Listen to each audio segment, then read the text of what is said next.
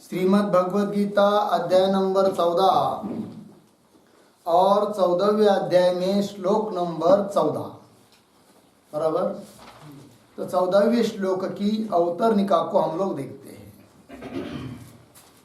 तो कह रहे हैं, देखिए, मरण द्वारेण अपि यत् फलम प्राप्यते तत् अपि संग राग हेतुकम सर्वम गौणम एव इति दर्शयन आह। ठीक है जी। तो चलिए, तो कल तक बताया कि कौन सा गुण बढ़ गया है, इसके चिन्ह क्या क्या है। जब सत्वगुण विवृद्ध हो जाता है, बढ़ जाता है, तो उसके लिंग चिन्ह क्या होते हैं बताया। उसी प्रकार रजोगुण और तमोगुण की भी क्या चिन्ह होते हैं, ये बात बताइए, और उनके कार्य भी बताया। अब सत्वगुण में रहता हुआ या जीवन भर सत्वगुण में ही जो रहा, मरते समय में भी सत्वगुण ही था, उस समय मरने के बाद उसकी क्या गति होती है, इसको अब बताना चाहते भगवान। उसी प्रकार रजोगुण में स्थित व्यक्ति मर गया, उसकी गति क्या होगी। तमोगुण में स्थित व्यक्ति मर गया, उसकी गति क्या होगी मरण के बाद, तो उसको अब बता रहे हैं। श्लोक नंबर 14 में देखते हैं। तो अवतरणिका में पढ़ा कि मरण द्वारे न अपि यत् फलम प्राप्यते, मरण के माध्यम से भी जो फल प्राप्त होता है, तत् अपि संग राग हेतुकम, जो भी फल प्राप्त होता है मरण के माध्यम से, मतलब मरण के बाद जो फल मिलेगा वो भी कैसा होता है जी, संग राग हेतुकम। संग आसक्ति, राग हेतुक ही वो फल है, मतलब आसक्ति राग इसके निमित्त से ही मरण के बाद भी जो फल मिलता है वो इसी के निमित्त से मिलता है। संग राग हेतुकम और सर्वम गौणम, सर्वम गौण मतलब वो सभी गुणजन्य है कि नहीं, यावत है कि नहीं, दुनिया समस्त संसार ये सब क्या है, गुणों का ही कार्य है कि नहीं। तो मरण के बाद भी जो फल मिलेगा वो भी गुण का ही कार्य है। चलिए, सर्व असंग राग हेतुकम सर्वम गौणम एव इति दर्शयन आह, इस बात को बताते हुए कह रहे हैं भगवान।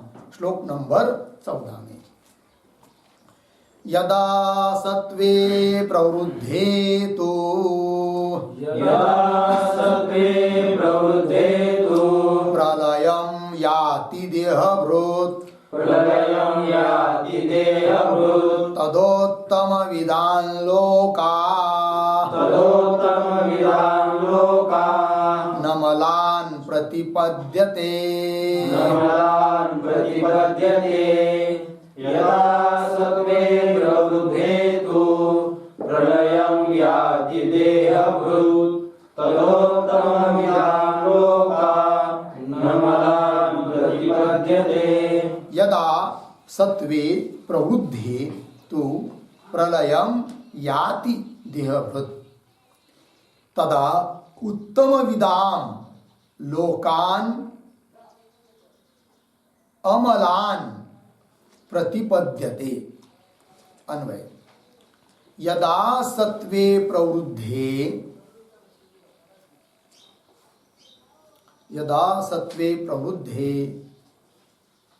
देहभृत् प्रलयं याति, देहभृत् प्रलयं याति तदा तु उत्तम विदाम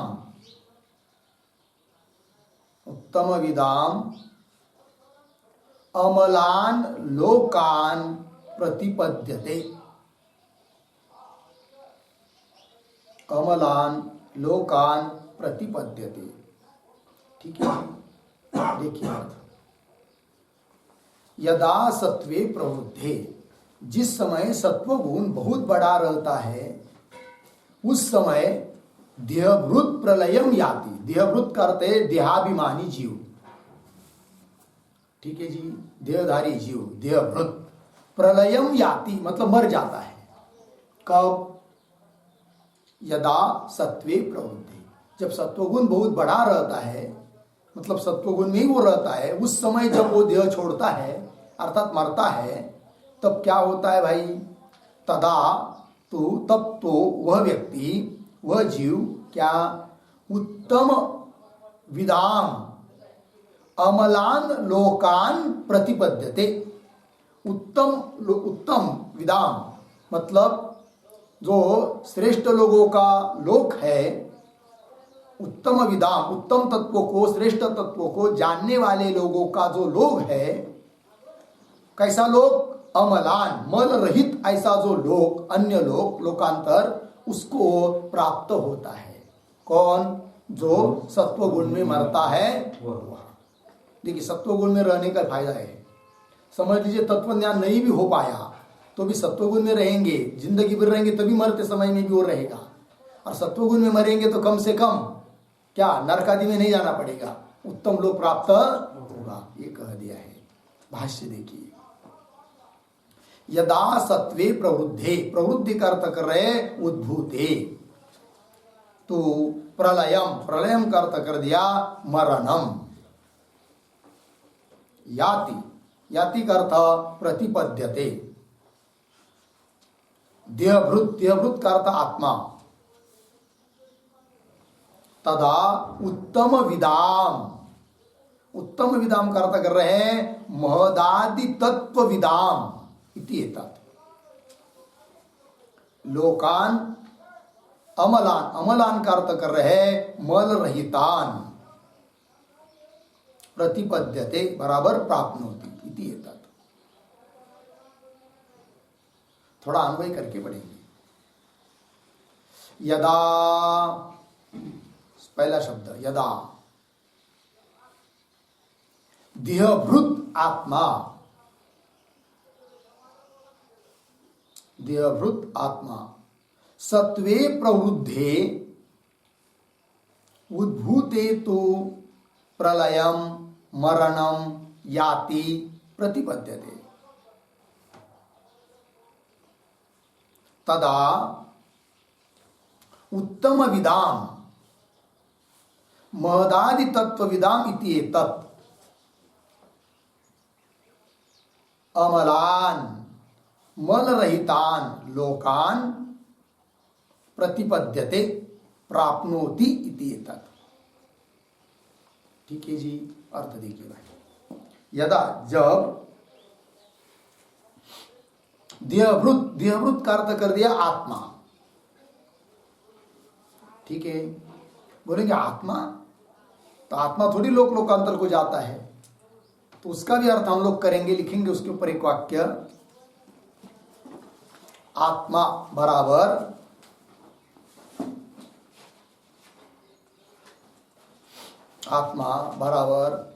अनात्मनि आत्माभिमानवान अज्ञ,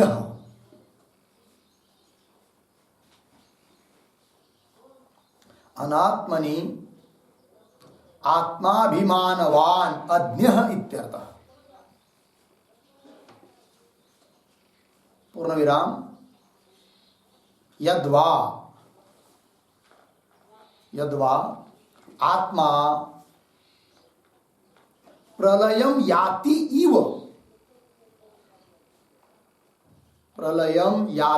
इव लोकान प्रतिपद्यते इव इति बोध्यम्। लोकान प्रतिपद्यते इव इति बोध्यम्।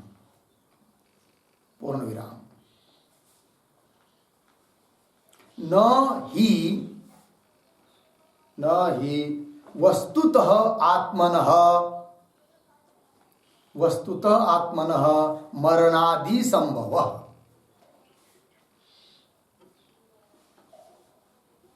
मरणादि संभव। ठीक, देखिए भैया, आत्मा मतलब क्या?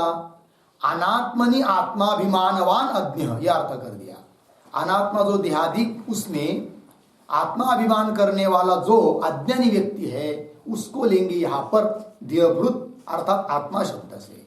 ठीक है, एक क्यों यद्वा आत्मा प्रलयम याति, यद्यपि आत्मा मरता है क्या? नहीं, जैसे वो प्रलयम याति हो, जैसे मर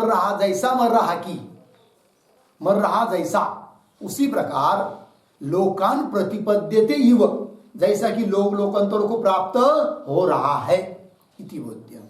क्यों बताया कि न ही वस्तुतः आत्मन मरणादि संभव, वास्तविक आत्मा मरता भी नहीं है और कई लोक लोकांतर को भी जाता नहीं है, किंतु अज्ञानी लोगों की दृष्टि से जैसे कि वो मर रहा है वैसा ही लोक लोकांतर को जा रहा है। लेकिन कब? यदा सत्वे प्रवृत्ति, सत्वगुण बढ़ा रहता है उस समय मरता है आदमी, अज्ञानी व्यक्ति। तब भाष्य में देखिए, यदा देहभृत आत्मा, मेरा पंक्ति तो आत्मा का अर्थ भी पता चल गया, फिर अन्वय के अनुसार पढ़ेंगे। यदा देहभृत आत्मा सत्वे प्रवृद्धे उद्भूते, सत्वगुण जब प्रवृत्त हुआ रहता है, उद्भूत हुआ रहता है, तो उस समय प्रलयम नाम मरणम याति प्रतिपद्यते प्राप्त होती, यदि उस समय मरण को प्राप्त होता है तब क्या भाई? तब तो उत्तम विदाम का अर्थ कर रहे महदादि तत्व विदाम, महदादि तत्वों को जानने वाला जो मनुष्य व्यक्ति, वो जैसे अच्छे उत्तम लोगों को प्राप्त होता है उसी लोगों को ये भी प्राप्त होता है, यह अर्थ हुआ। तो यहां पर महदादि तत्व विधान आया है, इसका एक भाव निकालते हैं, अर्थ थोड़ा सा लिखते हैं।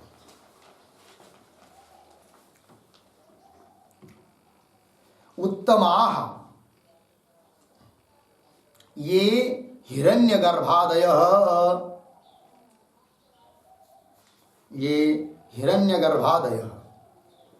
तद्विदाम बराबर तदुपासकानां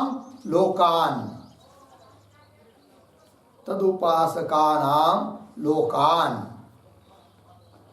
बराबर देवसुखोपभोग स्थान विशेषान, देवसुखोपभोग स्थान विशेषान अमलान बराबर रजस्तमो मल रहितान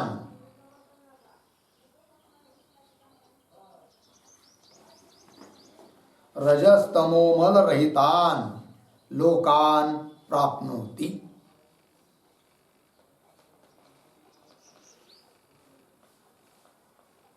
ठीक है जी, देखिए भाई अर्थ तो उत्तम विदाम, तो उसका अर्थ तो भाष्यकार ने कर दिया महदादि तत्व विदाम, और स्पष्ट करने के लिए लिख दिया उत्तमाः ये उत्तम ऐसे जो हिरण्यगर्भाधिक तद्विदाम मतलब तदुपासका नाम, उस हिरण्यगर्भादिकों की उत्तम लोगों की उपासना करने वाले जो लोग हैं, उन उपासना करने वालों के लिए जो लोक प्राप्त होता है उसी लोक को ये भी प्राप्त होता है। उपासका नाम लोकान मतलब लोक मतलब क्या?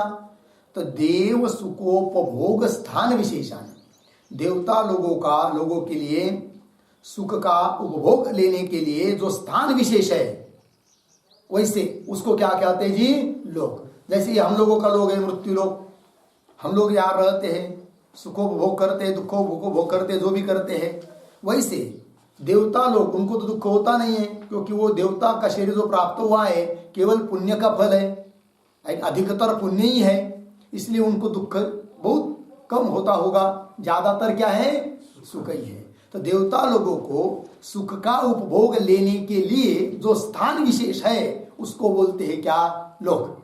ऐसे लोगों को वो प्राप्त होता है।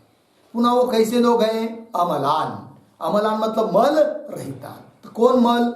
रजोगुण तमोगुण, यही मल है। तो ऐसे वो लोग हैं कि जहां पर केवल सत्वगुण है, रजोगुण तमोगुण नहीं है। तो वही लिखा है अमलान रजस्तमो मल रहितान लोकान, इस प्रकार के लोगों को वो प्राप्त होता है। कौन जी? जो सत्वगुण बड़े हुए समय मरता है तब। देखिए भाई भाष्य में तदा उत्तम विदाम महदानि तत्वविदाम इति एतत्। ठीक है जी, आगे क्या है? अमलान, अमलान का अर्थ कर दिया भाष्यकार ने मल रहितान। कौन मल? रजस तमो मल रहितान, रजोगुण तमोगुण रूप जो मल है उससे वो रहित लोग है। ऐसे लोकान प्रतिपद्यते, प्रतिपद्यते का अर्थ कर दिया प्राप्नोति इति, तत् प्राप्त हो जाता है। ठीक है जी। कुल मिलाकर क्या तात्पर्य निकला जी कि सत्वगुण में यदि आदमी रहता है और ऐसी अवस्था में मरता है तो उस मरण के माध्यम से भी जो उसको फल प्राप्त हुआ है वह भी फल कैसा है जी? गौण ही फल है। गौण मतलब गुण का ही कार्य है। ठीक है जी। चलिए आगे। अब आगे रजोगुण बड़ा रहता है, उस समय जब आदमी मरता है तब वो उसकी क्या गति होती है वो बता रहे हैं श्लोक नंबर 15 में। रजसी प्रलयं गत्वा, रजसी प्रलयं गत्वा कर्मसंगीषु जायते, कर्मसंगीषु जायते, तथा प्रलीनस्तमसि, तथा प्रलीनस्तमसि, मूढयोनिषु जायते, मूढयोनिषु जायते।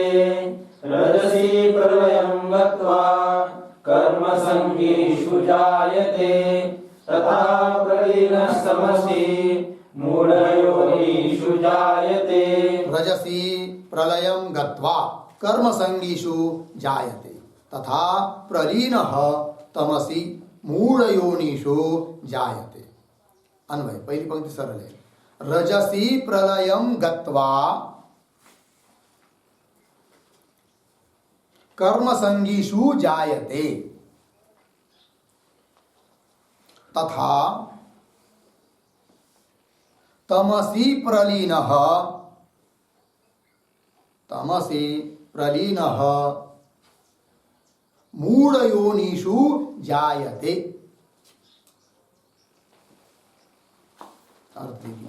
रजसी प्रलयम गत्वा मतलब रजसी मतलब रजसी प्रवृद्धे सती अर्थ लेना है।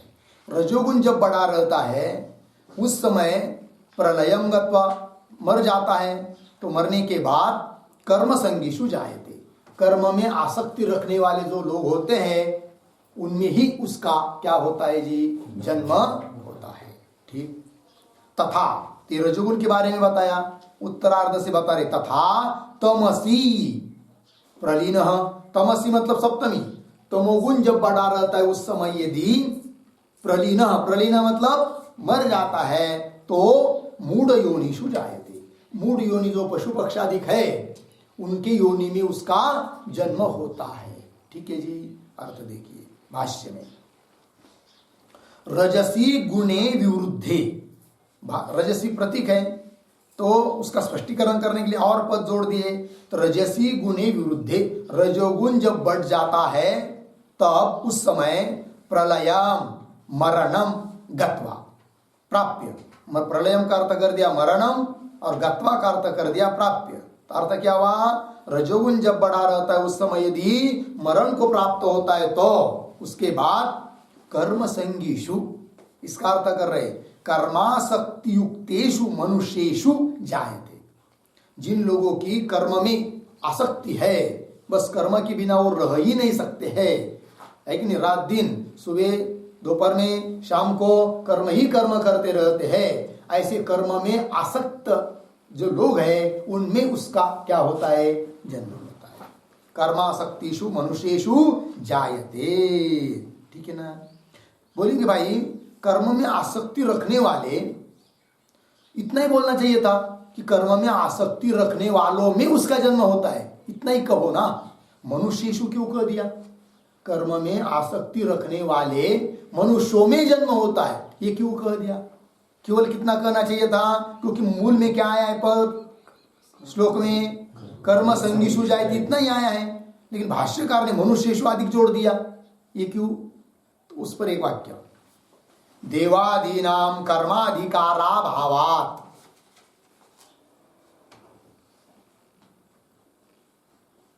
देवादीनां कर्माधिकाराभावात् इति भावः।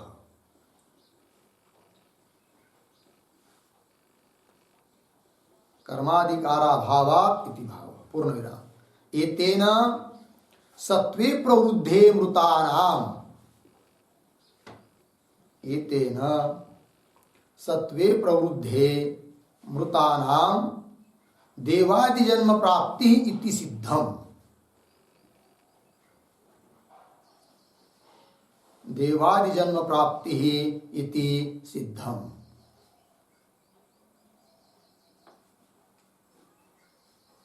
ठीक है जी, अर्थ देखिए भाई। देवानाम देवता लोगों को कर्म का अधिकार नहीं है, इसलिए भाष्यकार ने कह दिया कर्मासक्ति युक्तेषु मनुष्येषु। हो गया। और इससे एक बात और द्योतित हो रही है, क्या कि जो रजोगुण बढ़ा रहता है उस समय मरता है तो उसका जन्म कहाँ होता है? कर्म में आसक्ति रखने वाले लोगों में उसका जन्म होता है। इसका मतलब ये निकलता है कि सत्वगुण बढ़ा रहता है उस समय यदि कोई मरता है तो उसको क्या देवादि जन्म प्राप्ति है, देवता लोगों का जन्म उसको होता है, देवता लोगों में उसका जन्म होता है। समझ में आया? यह अर्थ निकल आया। एतेन सत्वे प्रवृद्धे मृतानाम देवादि जन्म प्राप्ति इति सिद्धम। ठीक है जी, चलिए आगे। तो कर्मासक्ति युक्तेषु मनुष्येषु जायते, तथा प्रतीक है, उसका अर्थ करे तद्वत, उसी प्रकार, तद्वत एव प्रलीनः नाम मृतः। प्रलीन का अर्थ कर दिया मृतः। कब? तमसी विवृद्धे मूढ़ योनिषु पश्वादि योनिषु जायते। कैसे पढ़ेंगे इसको? तथा तद्वत एव तमसी विवृद्धे प्रलीनः मृतः मूढ़ योनिषु पश्वादि योनिषु जायते। तमोगुण जब बड़ा रहता है तब यदि कोई मरता है तो वह मूढ़ योनि मतलब कौन? पश्वादि योनि। पशु बैल बन जाएगा, हिरण बन जाएगा, है कि नहीं? फिर अकाल पड़ेगा तो पानी भी नहीं मिलेगा पीने को, फिर दौड़ता रहेगा इधर उधर, है कि नहीं? ऐसा पशु पक्षी में क्या हो जाएगा? जन्म हो जाएगा। कब? तमोगुण में आदमी मरता है तब।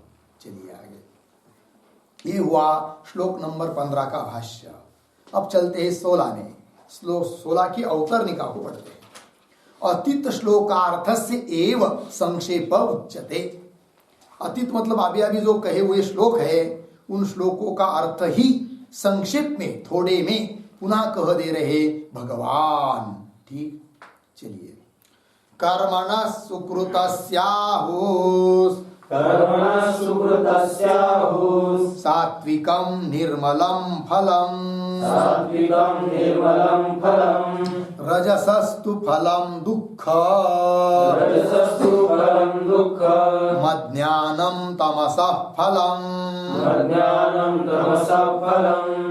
कर्मणः सुकृतस्याहुः सात्विकं निर्मलं फलं रजसस्तु फलं दुःखम् मज्ञानं तमसः फलम्। कर्मणः सुकृतस्य अहुः सात्विकं निर्मलं फलं रजसः तु फलं दुःखम् अज्ञानं तमसः फलम्। अन्वय। सुकृतस्य कर्मणः सुकृतस्य कर्मणः सात्विकं निर्मलं फलम् अहुः। सात्विकं निर्मलं फलम् अहुः। नीचे रजसः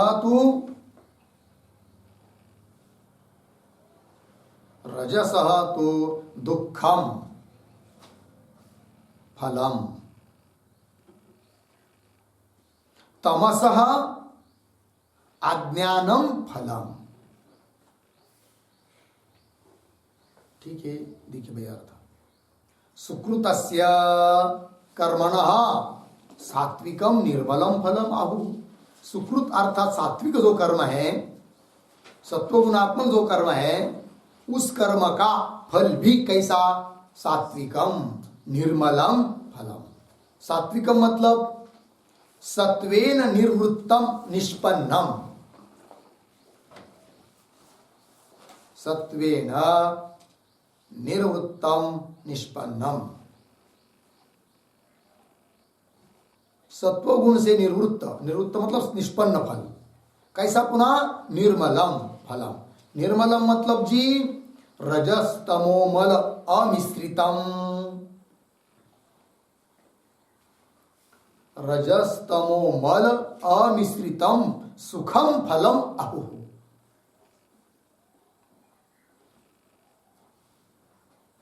जिसमें रजोगुण और तमोगुण का मिश्रण नहीं है, ऐसे सुखरूप फल को प्राप्त होता है। कौन? सात्विक कर्म करने वाला। और लिख रहे आगे, रजसः तु दुखम फलम। और रजोगुण का फल क्या है जी? दुख है। ठीक। और तमसः अज्ञानम फलम। और तमस मतलब तामसिक कर्म का फल क्या है जी? अज्ञान। अज्ञान मतलब जी अज्ञानम फलम। अज्ञान रूप फल मतलब क्या? तो अज्ञानम के बारे में, अविवेक प्रायम, अविवेक प्रायम दुखम तामसम फलम।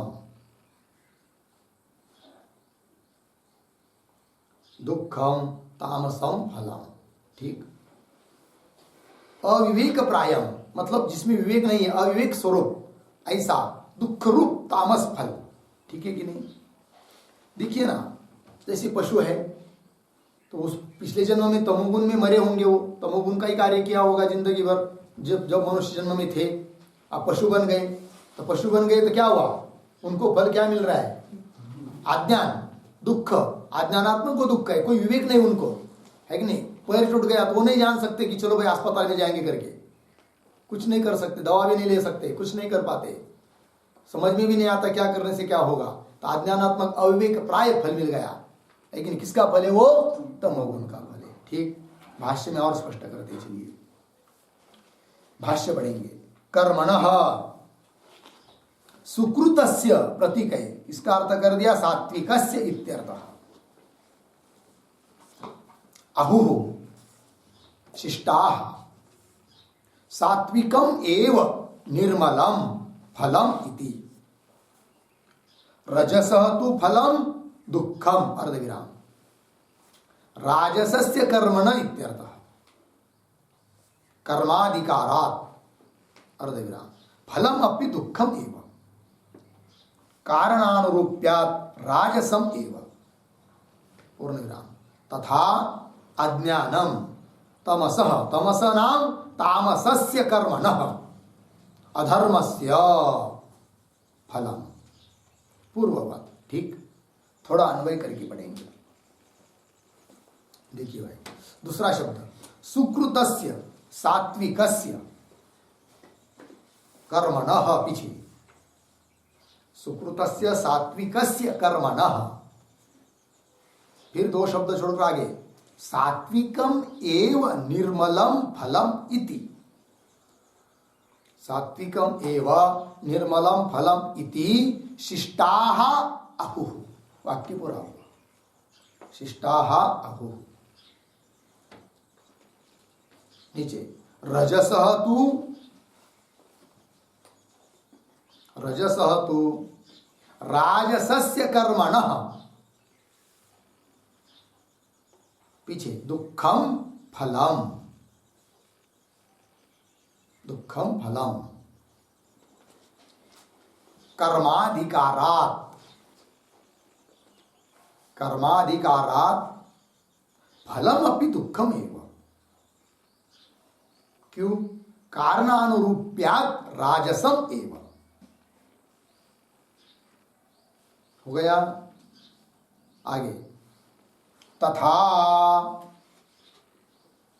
तमसः तामसस्य अधर्मस्य कर्मणः।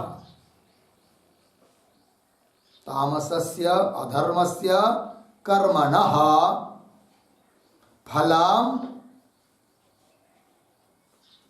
अज्ञानम, अज्ञानम पूर्ववत। ठीक। देखते हैं अर्थों को।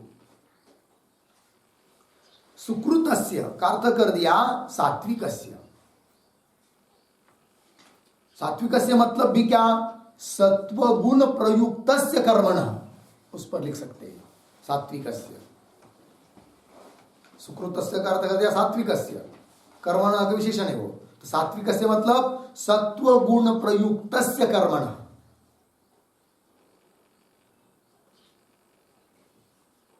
ठीक है जी, सत्वगुण से प्रयुक्त जो कर्म है उस कर्म का फल।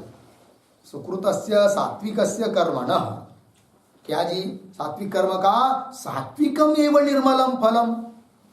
शिष्टाः अहु, सात्विक ही निर्मल फल प्राप्त होता है, ऐसा बताया है, बोलते हैं कौन, शिष्टाः। अहु का करता है शिष्टाः। शिष्टाः करता है परमर्षयः, परम ऋषयः, संधि करके परमर्षयः।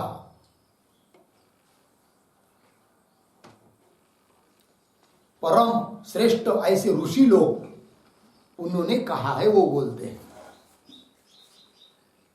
जो कि वेद को प्रमाण मानते हैं, उन्होंने कब कहा है। ठीक है जी,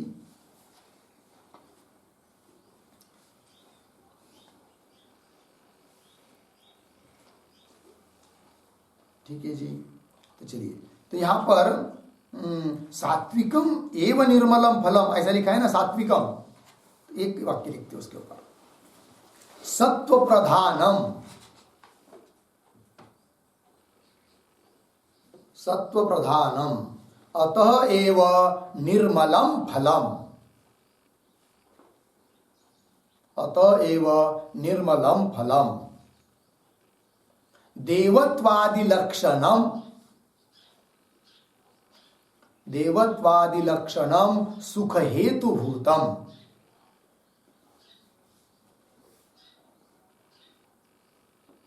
सुख हेतु भूतम। ठीक है, चलिए, सात्विक फल कह दिया।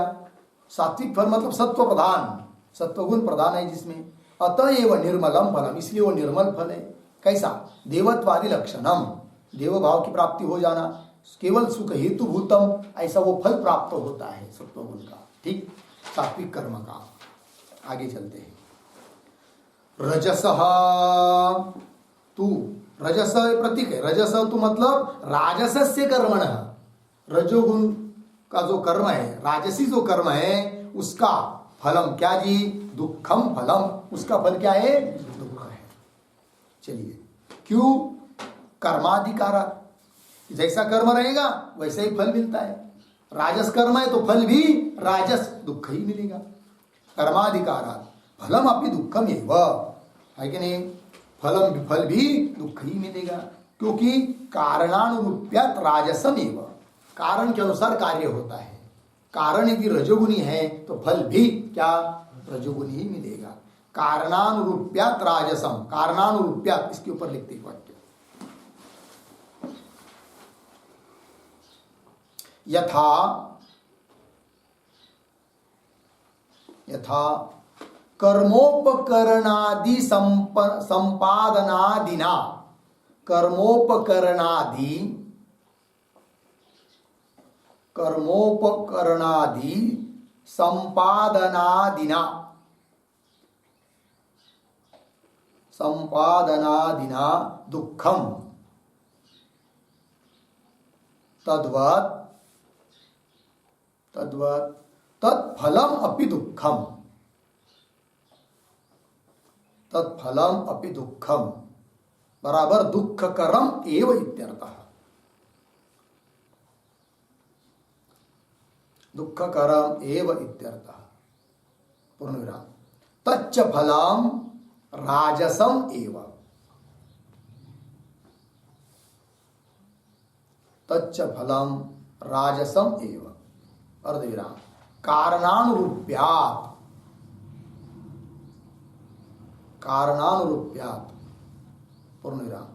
कारणस्य कर्मणः राजसत्वात्, कारणस्य कर्मणः राजसत्वात् तत्फलस्य अपि राजसत्वम् इति भावः। राजसत्वम इति भाव। ठीक, देखिए भाई अर्थ कह रहे हैं कि यथा कर्मोपकरणादि, कर्म यज्ञादि कर्म, उसके उपकरण सामग्री संपादन जब करते हैं, करना रहती है तो बहुत दुख होता है। ये लाना है, वो लाना है, ये करना है, वो करना है, धन चाहिए। तो कर्मोपकरणादि संपादनादि ना दुखम, कर्म करते समय वो भी दुख है। तद्वत उसी प्रकार तत्फलम अपि दुखम, तो उसका फल भी क्या मिलेगा? दुख ही मिलेगा। दुख कर्म एवं तच्च फलम राजसम एव, उस कर्म का फल, राजसी कर्म का फल क्या है? राजस ही है। तच्च फलम राजसम एव, कारणानुरूप्यात, कारण के अनुसार होने से। कारण से कर्म न राजसत्वात्, कारण रूप जो कर्म है वो राजस होने के कारण तत्फलस्यापि राजसत्वम इति भाव, कारणानुरूप कार्य, कर्म राजस है तो उसका फल भी राजस ही मिलेगा। ठीक है जी, चलिए भाष्य में कर्माधिकारात् फलम अपि दुखम एव कारणानुरूप्यात् राजसम एव, पूर्ण विराम हुआ। तथा, तथा उसके बाद क्या है? तथा तमसः तामसस्य अधर्मस्य कर्मण, तामस मतलब तमो, तामसी कर्म, तमोगुण का फल, कार्य रूप कर्म, कौन सा कर्म? अधर्म, अधर्मस्य कर्मणः, अधर्म रूप कर्म का भी फल क्या जी? अज्ञानम फलम, अज्ञान ही उसका फल है। तो अधर्म से मतलब क्या है जी? हिंसादि लक्षणस्य इत्यर्थः।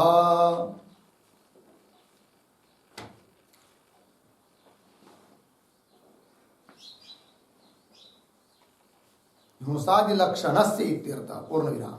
एतेन राजसम कर्म धर्म रूपम इति सूचितम, एतेन राजसम कर्म धर्म रूपम इति सूचितम।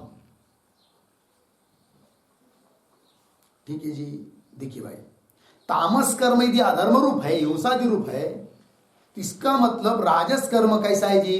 धर्म रूप है। भले वो राजसी कर्म हो, यज्ञ यागादि, लेकिन है तो धर्म रूप है, इति सूचितम। चलिए भाई, तमस तामसस्य अधर्मस्य कर्मणः फलम अज्ञानम पूर्ववत, पूर्ववत मतलब जैसे पीछे बताया था, कारण के अनुरूप कार्य होता है रजोगुण के बारे में, उसी प्रकार यहां पर भी समझना चाहिए। पूर्ववत मतलब क्या? तामसम एव, तामस कर्म, जैसे राजस कर्म का फल राजस ही मिलता है, राजस कर्म का फल क्या मिलता है जी? राजस ही मिलता है, दुख ही मिलता है। उसी प्रकार तामस कर्म का फल भी क्या मिलेगा? तामस ही मिलेगा। ये पूर्ववत तामसम एव इत्यर्थः, तामस फल ही मिलेगा, तमोगुण का, तमोगुण के कर्म का फल तामस फल ही मिलेगा। चलिए, इस श्लोक के संदर्भ में थोड़ी टिप्पणी लिखेंगे।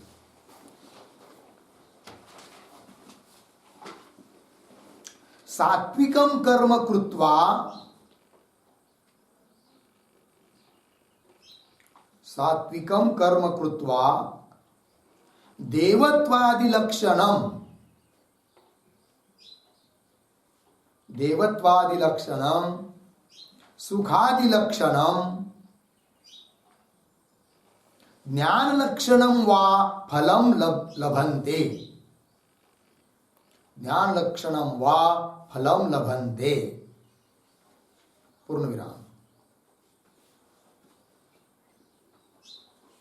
राजसम कर्म कृत्वा,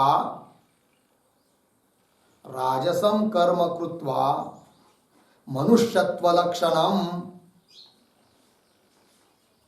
मनुष्यत्व लक्षणम विहितानुष्ठान रूपम, विहितानुष्ठान रूपम दुखात्मकम वा, दुखात्मकम वा फलम लभन्ते, फलम लभन्ते, पूर्ण विराम। तामसम कर्म कृत्वा, तामसम कर्म कृत्वा पशुत्वादि लक्षणम, पशुत्वादि लक्षणम मोहात्मकम फलम मोहात्मकं फलं लभन्ते। पूर्ण विराम। तत्र फलादिसंधिरहितं कर्म सात्विकम्।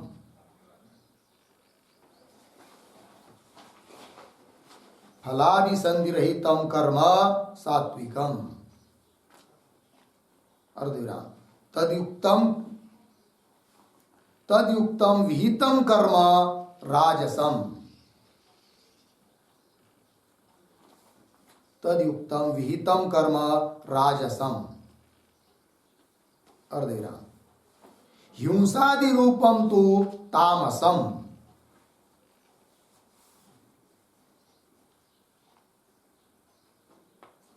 हिंसादि रूपं तु तामसम् इति विवेकः।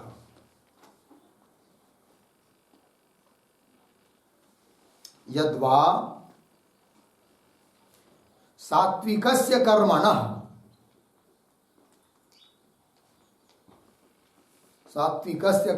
धर्मस्य फलं सात्विकम्। सात्विकस्य कर्मणः बराबर धर्मस्य फलं सात्विकम् बराबर सत्वेन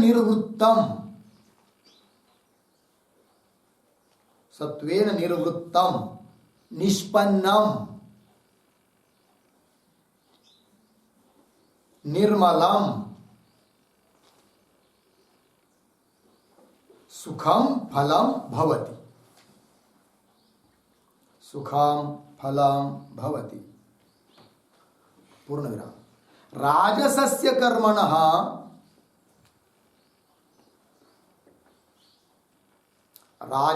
कर्मणः बराबर पाप मिश्रस्य पुण्यस्य फलम।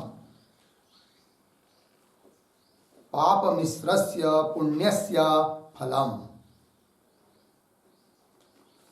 राजसम दुःखम। राजसम दुःखम बराबर दुःख बहुलम अल्प सुखम।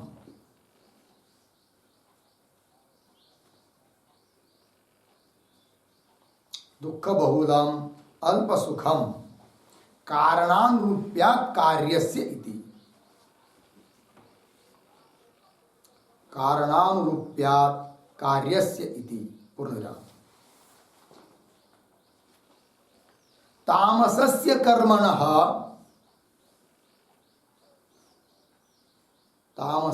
कर्मणः बराबर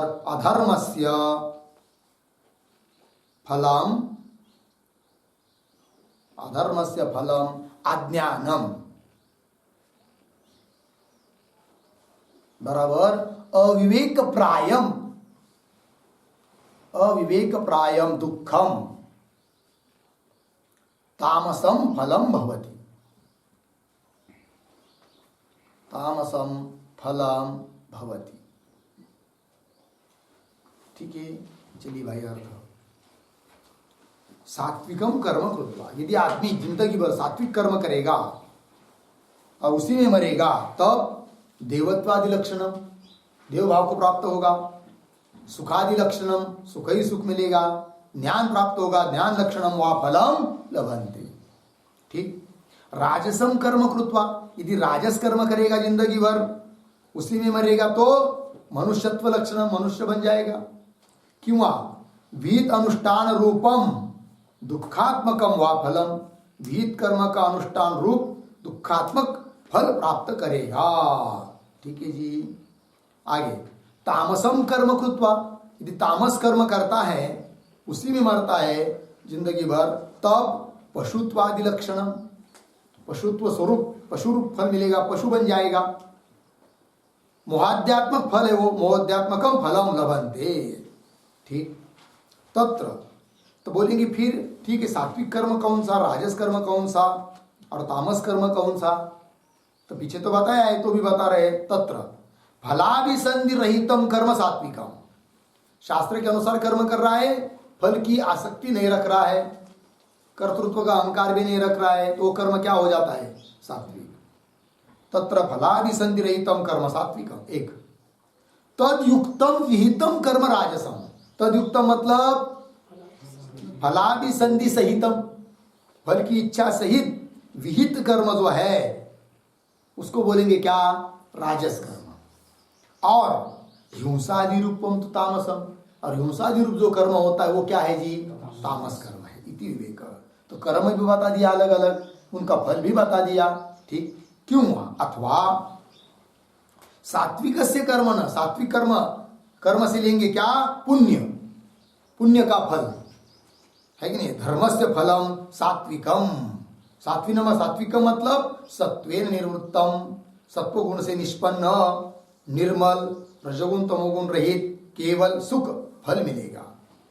और राजस्य कर्म, राजस कर्म का फल, राजस कर्म मतलब कौन सा राजस कर्म? पाप मिश्रस्य पुण्यस्य, उसको बोलेंगे राजस। पाप भी उसमें मिला हुआ है, ऐसा जो पुण्य, तो वो क्या हुआ? राजस कर्म हुआ। फिर उसका फल भी कैसा मिलेगा? दुख रूप मिलेगा। राजसस्य कर्म पाप मिश्रस्य पुण्यस्य फलम राजस दुखम। राजस दुखम मतलब क्या भाई? दुख तो दुख ही होता है, राजस दुख ये क्या बात है? तो उसका अर्थ बता रहे, दुख बहुलम अल्प सुखम। दुख ज्यादा मिलेगा, सुख कम मिलेगा, उसको बोलेंगे राजस दुख। तो कारणानुरूप्यात् कार्यस्य, जैसा कारण होगा वैसा कार्य। कारण कैसा है? पाप मिश्रित पुण्य है, ठीक है जी, तो उसका फल भी वैसा ही मिलेगा। कारणानुरूप्यात् कार्यस्य। अच्छा, तो तामस कर्म बताएंगे अभी। तामस कर्म कौन सा होता है जी? तो तामसस्य कर्म न मतलब अधर्मस्य, अधर्म रूप जो कर्म है पाप, उसका फल क्या? अज्ञानम। अज्ञानम मतलब अविवेक प्रायम दुखम, है कि नहीं? जिसमें कुछ विवेक नहीं है, अविवेक बाहुल्य है, इस प्रकार का दुख प्राप्त होगा, उसको कहते हैं क्या? तामस फल। ठीक है जी, चलिए आगे हो गया। ये बता दिया कौन कौन गुण में मरने से क्या क्या गति होती है, इन सब बातों की चर्चा हो गई। 16 नंबर श्लोक पूरा हुआ। अब चलते हैं श्लोक नंबर 17 में। 17 नंबर के श्लोक की अवतरणिका को पढ़ते हैं। किंच गुणेभ्यः किं भवति, अर्थात गुणों से क्या होता है? प्रश्न उत्तर दे रहे श्लोक में। सत्वात् संजायते ज्ञानम्, सत्त्वात् संजायते ज्ञानम्, रजसो लोभ एव च, रजसो लोभ एव च, प्रमादमोहौ तमसो, प्रमादमोहौ तमसो, भवतो ज्ञानमेव च, भवतो ज्ञानमेव च। सत्त्वात् संजायते ज्ञानम्, रजसो लोभ एव च, प्रमादमोहौ तमसो, भवतो ज्ञानमेव च। सत्वात् संजायते ज्ञानम, रजसः लोभ एव च, प्रमादमोहौ तमसः भवतः अज्ञानम एव च। अन्वय, सत्वात् ज्ञानम संजायते, सत्वात् ज्ञानम संजायते च, रजसः लोभ एव, रजसः लोभ एव। अंतिम का शब्द च, तमसः प्रमाद मोहौ भवतः, प्रमाद मोहौ भवत अज्ञानम एव च। अर्थ है कि भाई सत्वात् ज्ञानम संजायते, सत्वगुण बढ़ेगा, सत्वगुण रहेगा तो उससे ज्ञान प्राप्त होता है। ठीक है जी। रजस लोभ एव च, और रजोगुण रहेगा तो उससे क्या उत्पन्न होता है जी? लोभ। जो जितने भी लोभी लोग हैं ना वो रजोगुणी है कि नहीं? हाँ, क्योंकि रजोगुण से उत्पन्न होता है कौन? लोभ, है कि नहीं? स्विस बैंक भी मना कर रही है, क्या मत लाओ पैसा बहुत हो गया आपका, तो ही बोल रहा है नहीं नहीं दूसरा खाता खोलते ले लो। कितना पैसा स्विस बैंक में रखा है पता है? वो सब पूरा पैसा, काला पैसा भारत में लाएंगे तो राजू भाई बताते हैं कि 30 साल तक किसी से 1 रुपया भी क्या नहीं लेना पड़ेगा, टैक्स नहीं लेना पड़ेगा, तब पूरा भारत का खर्चा चल जाएगा। कितना? 30 साल इतना पैसा पड़ा है। यदि बनाना चाहे तो सोने की सड़कें बन सकती है, इतना पैसा है वो। समझ में आया? काला पैसा। चलिए भाई, सत्वात् ज्ञानम संजायते। रजस 30 साल तक घर पट्टी भरने की जरूरत नहीं, कुछ कोई भी टैक्स भरने की जरूरत नहीं। समझ में आया? पेट्रोल हो जाएगा 10 रुपये लीटर, इतना फायदा होगा। इतना पैसा पड़ा है, क्या करेंगे? सब लोग ही लोगों ने वहां जाकर रख दिया है।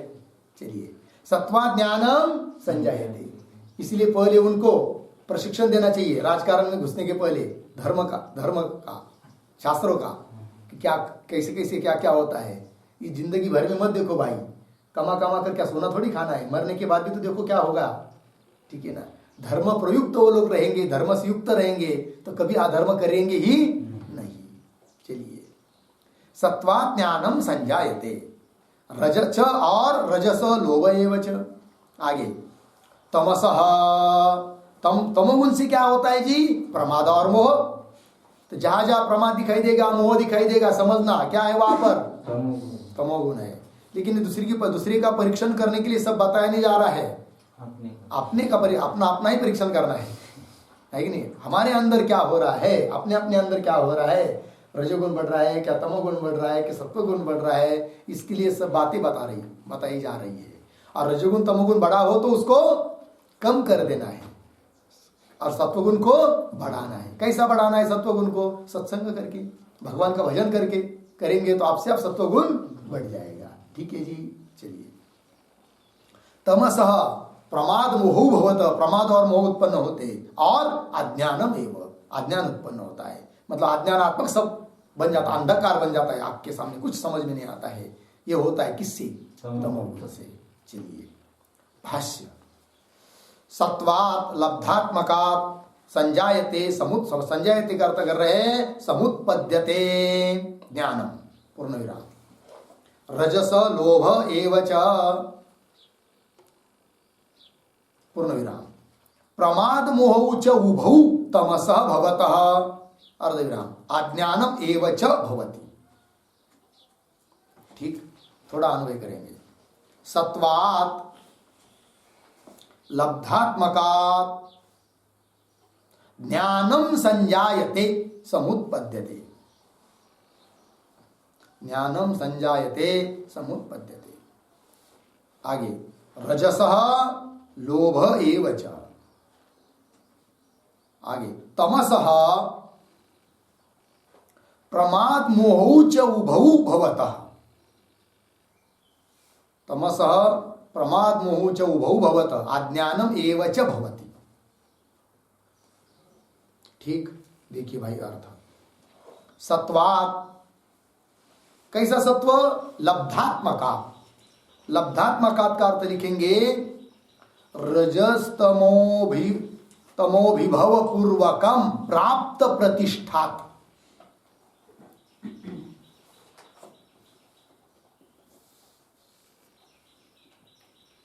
रजस्तमोभिभव पूर्वकम प्राप्त प्रतिष्ठात्,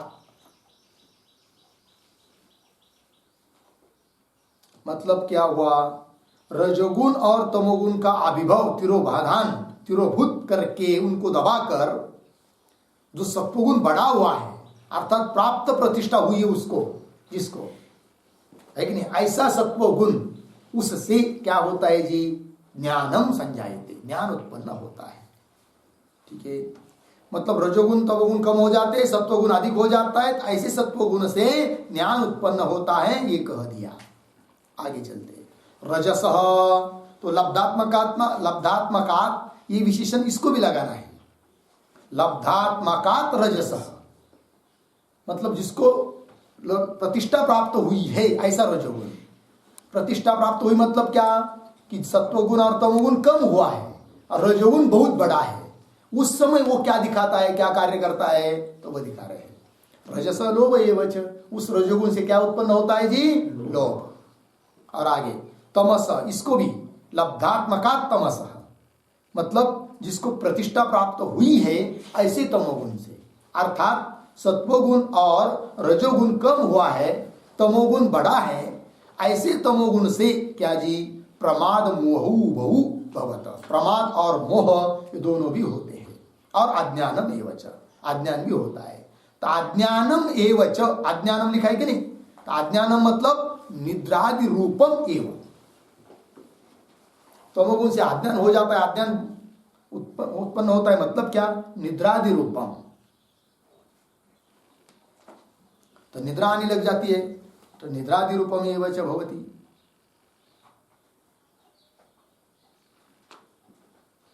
लग गया, चलिए आगे। किंच,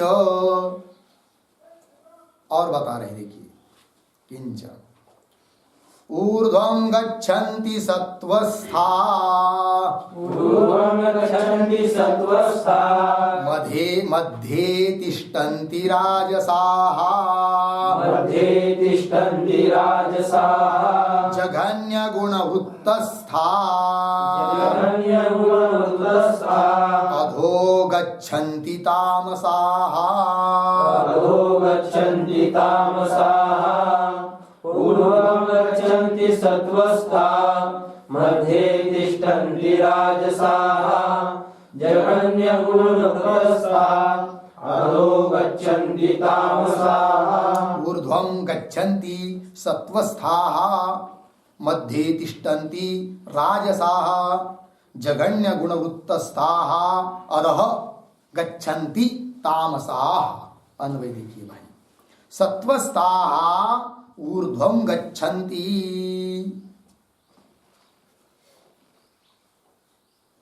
राजसाः मध्ये तिष्ठन्ति,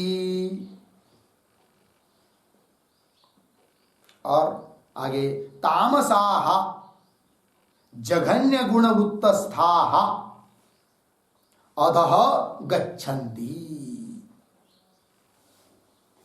ठीक है जी, चलिए भाई अर्थ, सत्वस्थाः मतलब सत्वगुण में जो लोग स्थित है वो ऊर्ध्वम गच्छन्ति, ऊपर की ओर जाते हैं, श्रेष्ठ गति को प्राप्त होते हैं, उसका अर्थ हुआ। राजसाः मध्ये तिष्ठन्ति, रजोगुण में ही जो लोग रहते हैं वे लोग बीच में मनुष्य लोग में ही रहते हैं। और तामसाः तामसी लोग कैसे, जघन्य गुणवृत्तस्ताः, जघन्य मतलब निंदनीय गुण में ही जो लोग रहते हैं, है कि नहीं, हिंसादि गुणों में, हिंसा करना इत्यादि में ही जो रहते हैं, ऐसे लोग अधः गच्छन्ति, नीचे की ओर जाते हैं, उनकी गति हीन गति होती है। भाष्य देखते हैं, ऊर्ध्वं गच्छन्ति देवलोकादिषु उत्पद्यन्ते सत्वस्थाः सत्वगुणवृत्तस्थाः, पूर्ण विराम। ठीक है जी, थोड़ा अन्वय करेंगे। सत्वस्थाः सत्वगुणवृत्तस्थाः ऊर्ध्वं देवलोकादिषु गच्छन्ति उत्पद्यन्ते। ठीक है जी, अर्थ देखिए भाई, सत्वस्थाः का अर्थ कर दिया सत्वगुणवृत्तस्थाः, सत्वगुण में ही जो रहते हैं, व्यवहार करते रहते हैं, वो लोग देवलोकादिषु ऊर्ध्वम ऊपर की ओर, देवलोकादिकों में, गच्छन्ति नाम उत्पद्यन्ते, उत्पद्यन्ते मतलब क्या, देहादि जन्म लभन्ते इत्यर्थः। देवादि जन्म, देहादि नहीं, देवादि जन्म लभन्ते इत्यर्थः।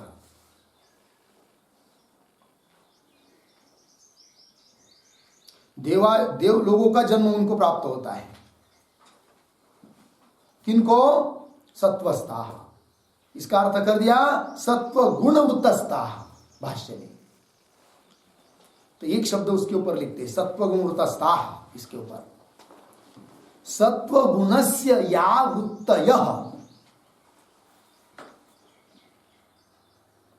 सत्व गुणस्य या वृत्तयः तासु स्थिताः, तासु स्थिताः मतलब सात्विक कार्य पराः इत्यर्थः, सात्विक कार्य पराः इत्यर्थः। ठीक, देखिए भाई अर्थ, सत्वगुण से या वृत्तय, सत्वगुण की जो वृत्तियां है, व्यापार है या वृत्ति है, तासु स्थिता, उसमें जो लोग स्थित है, का मतलब सात्विक कार्य पर रहा, सात्विक कार्य करने में ही जो तत्पर है, ऐसे लोग क्या होते? ऊर्ध्वम, देवता लोगों में जाते, देवता का शरीर उनको प्राप्त होता है। ठीक है, चलिए आगे भाष्य में, मध्य तिष्ठन्ति मतलब मनुष्येषु उत्पद्यन्ते, कौन? राजसाः। इसको भी कैसा पढ़ेंगे? राजसाः मध्ये तिष्ठन्ति मनुष्येषु उत्पद्यन्ते। ठीक, राजसाः, इसके ऊपर एक शब्द, रजोगुण वृत्तिस्थाः, रजोगुण वृत्तिस्थाः मतलब राजस कर्म कर्तारः इत्यर्थः, राजस कर्म कर्तारः इत्यर्थः। ठीक है जी, चलिए भाई, रजोगुण वृत्तिस्थाः मतलब राजस कर्म करनारे जो लोग हैं, वे लोग मध्य तिष्ठन्ति मतलब मनुष्येषु उत्पद्यन्ते, मनुष्य लोग में उत्पन्न होते हैं। ठीक है जी, आगे चलेंगे।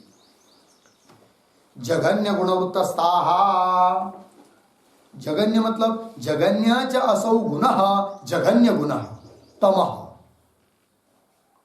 तस्य वृत्तम निद्रालस्यादि तस्मिन् स्थिताः जघन्य गुणवृत्तस्थाः मूढ़ाः। उत्पत्ति बता दिया है जघन्य गुणवृत्तस्था शब्द की, पढ़ते पुरा। जघन्य च असौ गुण, जघन्य ऐसा जो गुण, उसको कहेंगे जघन्य गुण। जघन्य का अर्थ होता है निंदनीय गुण, तो निंदनीय ऐसा जो गुण है उसको कहेंगे जघन्य गुण। कौन है वो? तमोगुण, तमः।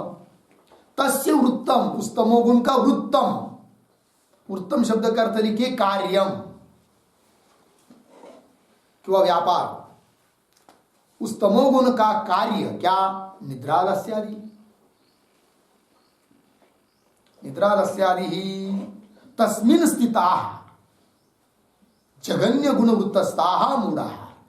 उस तमोगुण का, जघन्य गुण का, तमोगुण का कार्य जो निद्रा, आलस, प्रमाद इत्यादि, उसमें जो स्थित रहते हैं, ऐसे जो मूढ़ लोग, उनको क्या जी?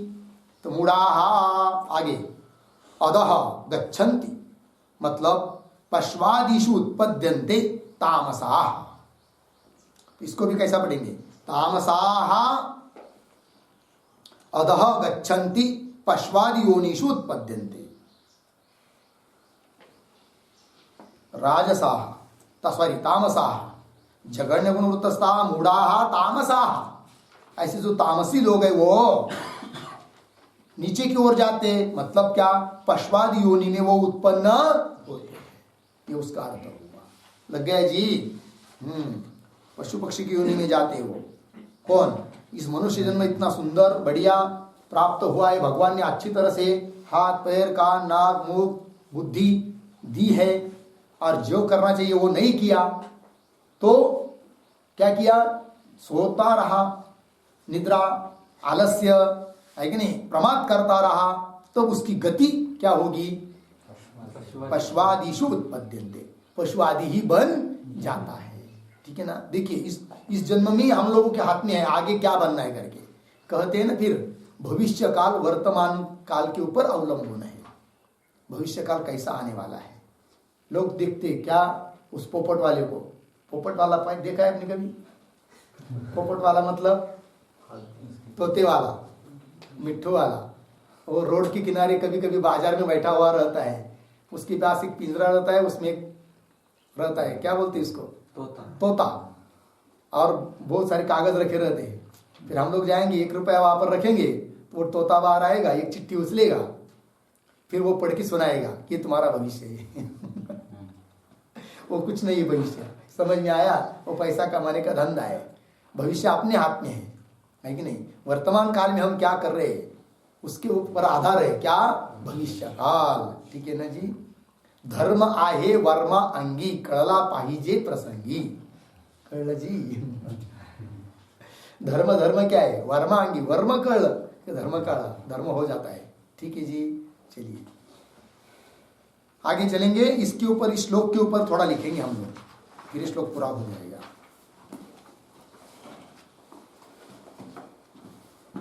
ये आमरणम सत्वस्था, ये आमरणम सत्वस्था ते मरणानंतरम, ते मरणानंतरम ऊर्ध्वं गच्छन्ति, ऊर्ध्वं गच्छन्ति, पूर्ण विराम। ये तु एवं आमरणम, आमरणम रजस्थाः, रजस्थाः ते मरणानंतरम, मरणानंतरम पुनरपि मध्ये एव तिष्ठन्ति, पुनरपि मध्ये एव तिष्ठन्ति, पूर्ण विराम। ये तु आमरणम,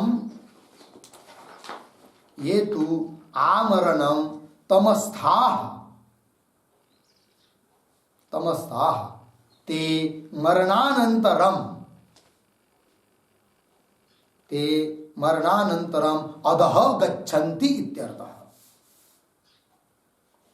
अधः गच्छन्ति इत्यर्थः, पूर्ण विराम। उत्कृष्टत्वात्, उत्कृष्टत्वात् देवादिजन्मनः ऊर्ध्वस्तत्वम्, देवादिजन्मनः ऊर्ध्वस्तत्वम्, अर्धविराम। अपकृष्टत्वात्, अपकृष्टत्वात् पश्वादिजन्मनः, पश्वादिजन्मनः अधस्तत्वम्, अधस्तत्वम्, अर्धविराम। उत्कर्ष अपकर्ष रहितत्वात्, उत्कर्ष अपकर्ष रहितत्वात् मनुष्य जन्मनः, मनुष्य जन्मनः मध्यस्तत्वम् इति भावः, मध्यस्तत्वम् इति भावः, पूर्ण विराम। आगे पुण्य प्रयुक्तत्वात्, पुण्य प्रयुक्तत्वात् देव जन्मोत्कृष्टत्वम्, देव जन्मोत्कृष्टत्वम्, अर्धविराम। पाप प्रयुक्तत्वात्, पाप प्रयुक्तत्वात् पश्वादि जन्म अपकृष्टम्, पश्वादि जन्म अपकृष्टम्, अर्धविराम। उभयात्मकत्वात्,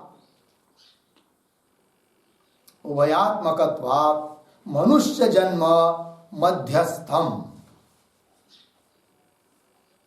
मनुष्य जन्म मध्यस्थम इति बोध्यम। ठीक है, चलिए भाई अर्थ देखते हैं। ये आमरणम सत्वस्था, जो लोग मरने तक सत्वगुण में ही रहते हैं, ते मरणानंतरम, वे लोग मरण के बाद ऊर्ध्वम गच्छन्ति, ऊपर की ओर जाते हैं। कोई ये मत सोचिए क्या कि भाई जिंदगी भर तमोगुण में ही रहेंगे, सोते रहेंगे और मरते समय सत्वगुण बढ़ा लेंगे तो काम बन जाएगा। ऐसा नहीं होता है कि नहीं? जिंदगी भर जो किया रहता है ना, वही मृत्यु के काल में सामने आएगा, दूसरा नहीं आ सकता है कि नहीं? काय आणि मरणे जया जे आठवे तो तेची गती ते पावे, म्हणून सदा स्मरावे माते चितवा। सदा स्मरावे, जीवन भर, जिंदगी भर भगवान का स्मरण करेंगे तभी मृत्यु के समय भगवान की याद आएगी, अन्यथा नहीं आएगी। चलिए, ये आमरणम सत्वस्थः ते मरणानंतरम ऊर्ध्वम गच्छन्ति। ठीक, ये तो आमरणम, आमरण मतलब मरने तक, रजस्ताः रजोगुण में रहते हैं, ते मरणानंतरम पुनरपि मध्य एव तिष्ठन्ति। ये तो आमरणम मरने तक, तमस्ताहा तमोगुण में ही रहते हैं, ते मरणानंतरम मरने के बाद भी अधः गच्छन्ति इत्यर्थ। लग गया जी? चलिए, तो बोलेंगे भाई ऊर्ध्व मध्य अध ये क्या है? उत्कृष्ट अपकृष्ट ये क्या है? तो बता रहे हैं उत्कृष्टत्वात् देवादि जन्म न ऊर्ध्वस्तत्व। उत्कृष्ट होने के देवादि जन्म को क्या कहते हैं? ऊर्ध्वस्तत्व कहते हैं। ऊर्ध्वम, ऊर्ध्व क्यों? ऊर्ध्व लोक क्यों? उत्कृष्ट होने के कारण। अपकृष्ट होने के कारण पशुआदि जन्म को अधस्तत्वम, अधोलोक कहेंगे। और उत्कर्ष अपकर्ष रहित होने के कारण मनुष्य जन्म को क्या कहेंगे? मध्यस्तत्वम इति भाव। तो बोलेंगे भाई ठीक है, उत्कृष्ट होने के कारण देवादि जन्म को ऊर्ध्व कह रहे हो, लेकिन वो उत्कृष्ट क्यों है बताओ?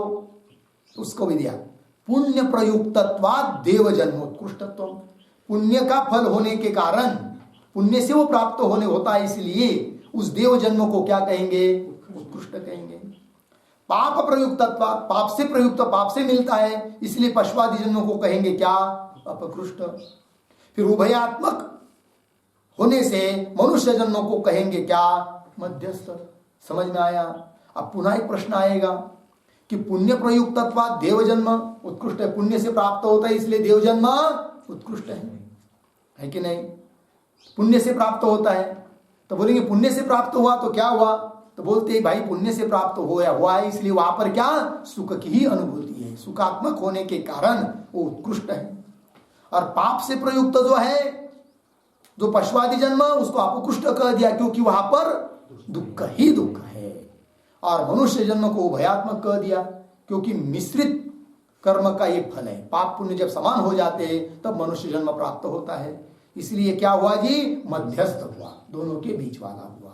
हो गया जी? चलिए, इस श्लोक का भी भाष्य पूरा हुआ, एक विषय पूरा हुआ। आगे नया विषय चालू हो रहा है, उसका विचार हम लोग बाद में करेंगे।